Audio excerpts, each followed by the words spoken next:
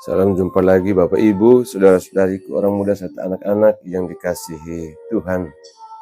Kita masuki hari Jumat Prapaskah kedua, 21 Maret 2025. Mari kita merenungkan bacaan suci untuk memperoleh inspirasi bagi perjalanan ziarah iman kita. Dalam nama Bapa dan Putra dan Roh Kudus. Amin. Tuhan bersamamu. Inilah Injil suci menurut Matius. Dimuliakanlah Tuhan. Pada suatu ketika, Yesus berkata, "Dengarkanlah suatu perumpamaan yang lain. Adalah seorang tuan tanah yang membuat kebun anggur, memasang pagar sekelilingnya, menggali lubang tempat pemerasan anggur, dan mendirikan menara jaga. Kemudian, ia menyewakan kebun itu kepada penggarap-penggarap lalu berangkat ke negeri lain. Ketika hampir tiba musim panen, ia menyuruh hamba-hambanya kepada para penggarap itu untuk menerima hasil yang menjadi bagiannya. Tetapi para penggarap itu menangkap hamba-hambanya. Mereka memukul yang seorang, membunuh yang lain, dan melempar yang lain lagi dengan batu. Kemudian, Tuhan itu menyuruh hamba-hamba lain lebih banyak daripada yang semula. Tetapi mereka pun diperlakukan sama seperti kawan-kawan mereka. Akhirnya ia menyuruh anaknya kepada mereka, katanya, "Anakku akan mereka segani." Tetapi ketika para penggarap itu melihat anaknya, mereka berkata seorang kepada yang lain, "Ia adalah ahli waris, mari kita bunuh dia, supaya warisannya menjadi milik kita."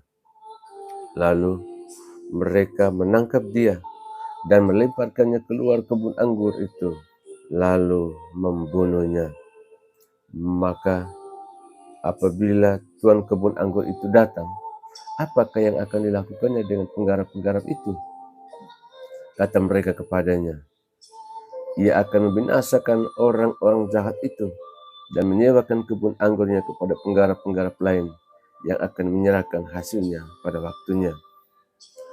Kata Yesus kepada mereka, "Belum pernahkah kamu membaca dalam kitab suci, batu yang dibuang oleh tukang-tukang bangunan telah menjadi batu penjuru?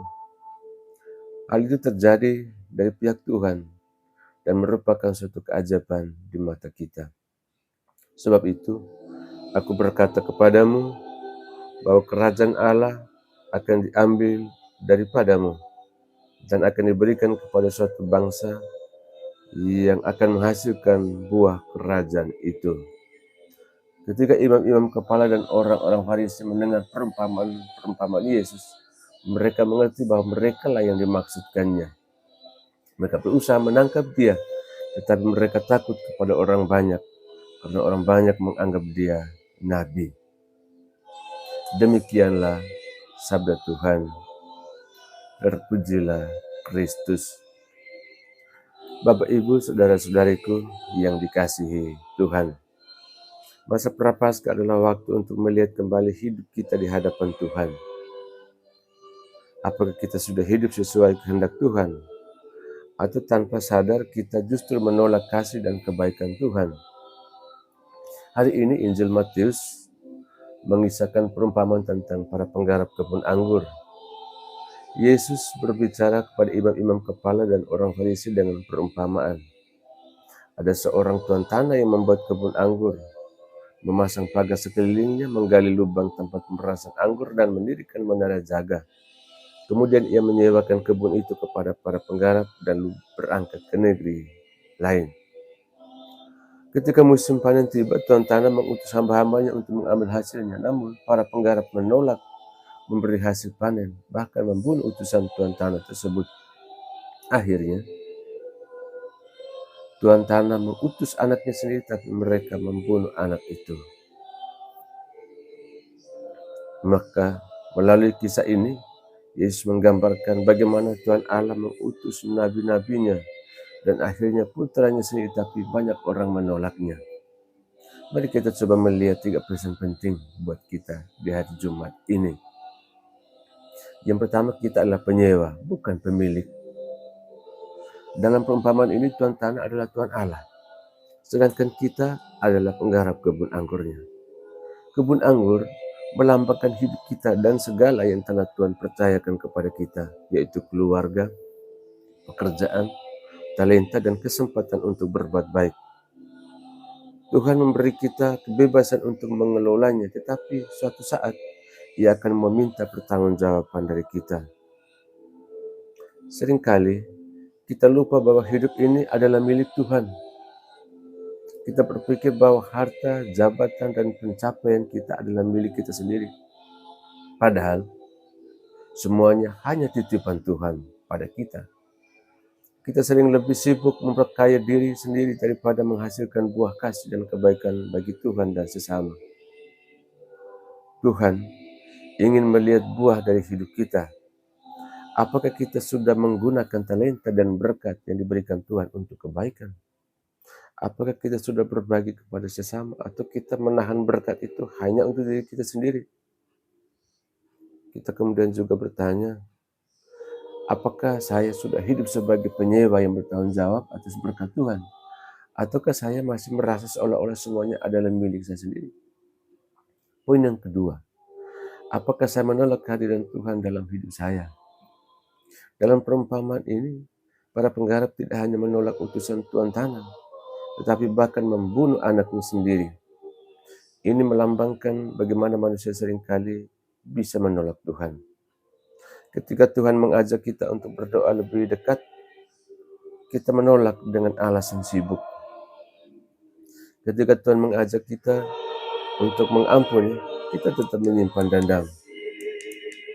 Ketika Tuhan mengirim orang yang membutuhkan bantuan kita memilih untuk tidak peduli.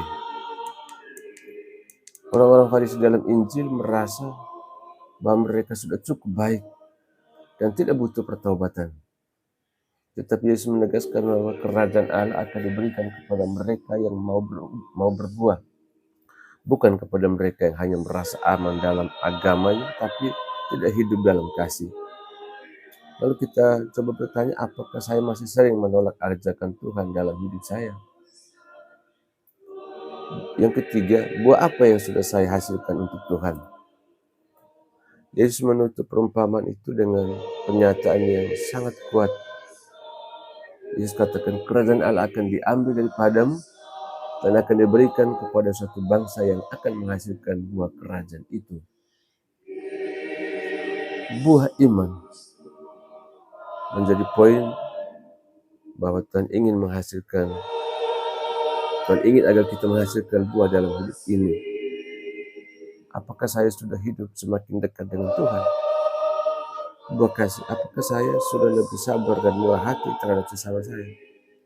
Buah pengampunan, apakah saya masih menyimpan dendam ataukah saya sudah belajar mengampuni?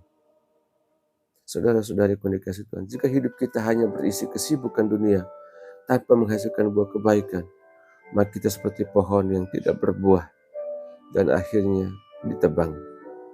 Kita bertanya, kalau Tuhan datang hari ini dan meminta hasil panen dari hidup saya, apakah yang bisa saya berikan kepada Tuhan? Agar firman Tuhan hari ini sungguh berbuah dalam hidup kita, mari kita lakukan hal-hal konkret. Gunakan berkat Tuhan dengan bijak. Jangan hanya fokus pada keuntungan dunia, tapi gunakan hidup kita untuk kebaikan. Terima ajakan Tuhan untuk bertobat. Jika ada dosa yang masih kita lakukan, inilah saatnya buat kita untuk berbuah dengan selalu mau berubah. Kemudian, berbuah dalam kasih dan pengampunan. Jangan menunda untuk berbuat baik kepada sesama kita. Saudara-saudari yang dikasihi Tuhan, hari ini Tuhan Yesus mengingatkan kita sekalian bahwa kita hanyalah penyewa dalam kebun anggur Tuhan.